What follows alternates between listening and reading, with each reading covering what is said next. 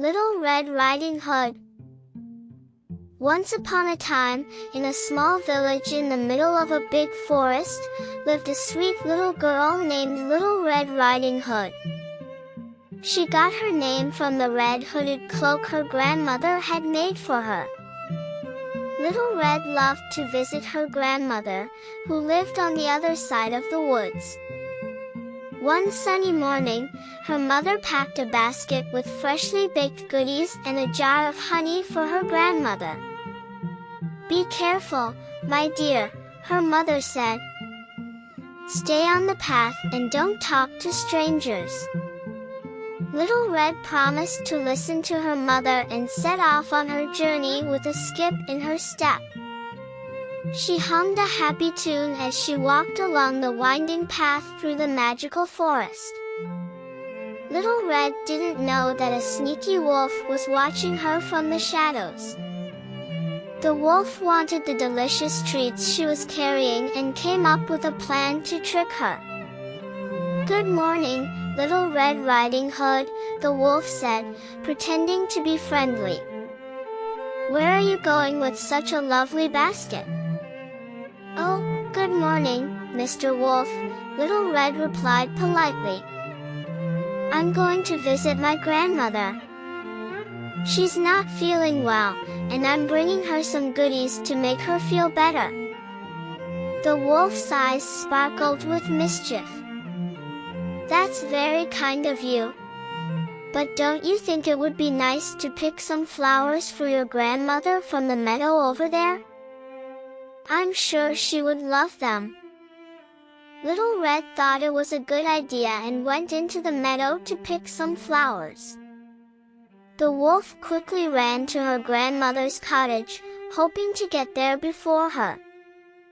When he arrived at the cottage, the wolf found the grandmother resting in bed. He quickly locked her in the closet and put on her nightcap and glasses, pretending to be her. Meanwhile, Little Red finished picking flowers and arrived at her grandmother's cottage. Knocking on the door, she called out, "Grandma, it's me, Little Red Riding Hood. I've brought you some treats." The wolf replied in a disguised voice, "Come in, my dear." As Little Red entered the cottage, she noticed that her grandmother looked different. "Grandma, what big eyes you have," she said, feeling suspicious. "The better to see you with, my dear," the wolf replied, trying to sound like the grandmother. Little Red noticed other changes too. "Grandma, what big ears you have," she said. "The better to hear you with, my dear," the wolf replied, trying to hide his excitement. Finally, Little Red noticed the sharp teeth. "Grandma, what big teeth you have," she said, now sure that something was wrong. "The better to eat you with," the wolf shouted, throwing off the disguise and showing his true self. Terrified, Little Red ran to the door, but just as the wolf jumped towards her, a brave woodsman burst into the cottage. He had heard the noise and hurried to save Little Red and her grandmother. With a mighty swing of his axe, the woodsman scared the wolf away.